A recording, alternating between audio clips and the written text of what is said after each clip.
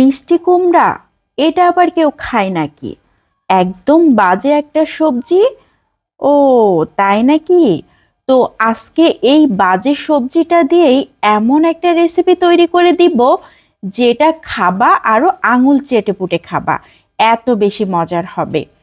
তো প্রথমে আমি এক খণ্ড মিষ্টি কুমড়া থেকে অল্প একটু কেটে নিয়েছি, খুব বেশি কিন্তু লাগবে না, অল্প হলেই হবে।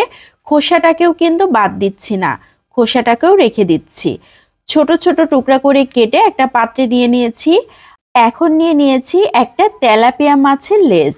আমার হাতের কাছে তেলাপিয়া মাছটাই ছিল, এই জন্য আমি এই মাছের লেজটাই নিয়ে নিয়েছি। তবে যে কোনো মাছ নিলেই হবে, হাতের কাছে যেটা থাকবে সেটা দিয়েই করা যাবে। খুব ভালো করে মাছটাকে কেটে ধুয়ে নিলাম। এখন লবণ, হলুদ আর লাল মরিচের গুঁড়া দিয়ে খুব ভালো করে মাখিয়ে নিচ্ছি। হাত দিয়ে চটকে চটকে মাখিয়ে একটা সাইডে রেখে দিচ্ছি।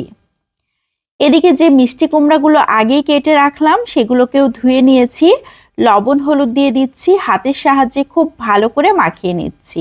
এখন এই মাখিয়ে রাখা মিষ্টি কুমড়াগুলোকেও একটা সাইডে রেখে দিচ্ছি। এদিকে চুলাতে একটা প্যান বসিয়ে দিয়েছি, তার উপরে সরিষার তেল দিয়ে দিয়েছি 2 টেবিল চামচের মতো।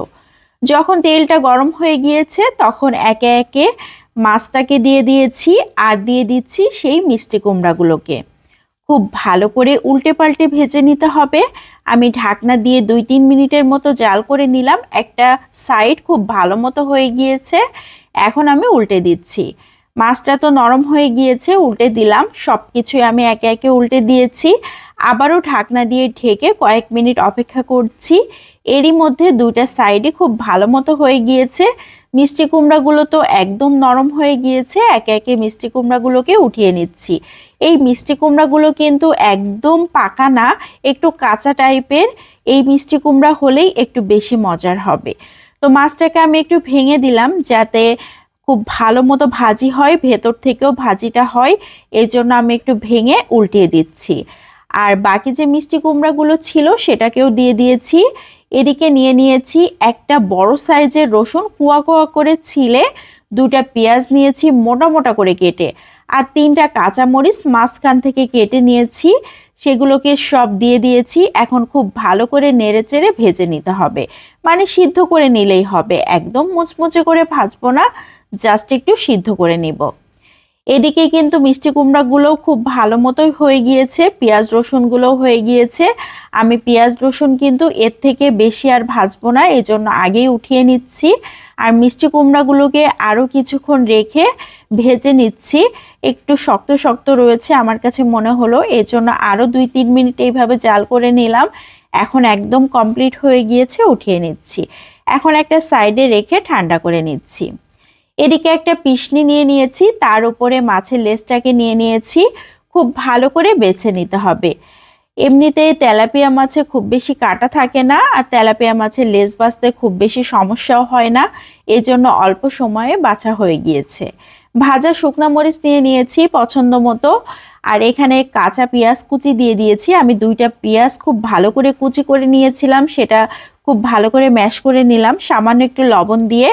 এখন দিয়ে দিয়েছি সেই ভেজে রাখা রসুন, পেঁয়াজ, কাঁচামরিচগুলোকে খুব ভালো করে ম্যাশ করে একটা সাইড করে নিয়েছি। এখন নিয়ে নিয়েছি সেই মিষ্টি কুমড়াগুলোকে।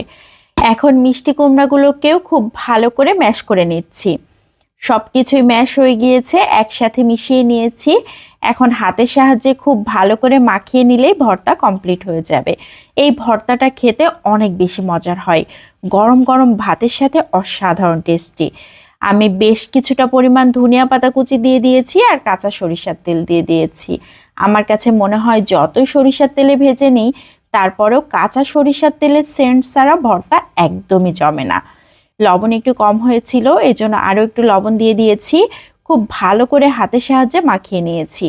ভর্তা কিন্তু একদম রেডি হয়ে গিয়েছে খাওয়ার জন্য। এখন আমি সার্ভ করে নিচ্ছি। এমন একটা ভর্তা খাবার টেবিলে থাকলে আর কোনো কিছুই লাগবে না, সবাই শুধুমাত্র এই একটা ভর্তা দিয়ে ভাত খেয়ে উঠবে, এত বেশি মজার হয়। তো কেমন লাগলো সবাই লাইক ও কমেন্টের মাধ্যমে অবশ্যই জানাবেন। ভালো লাগলে বেশি বেশি করে শেয়ার করে দিতে পারেন। আজকের মতো বিদায় নিচ্ছি। আসসালামু আলাইকুম।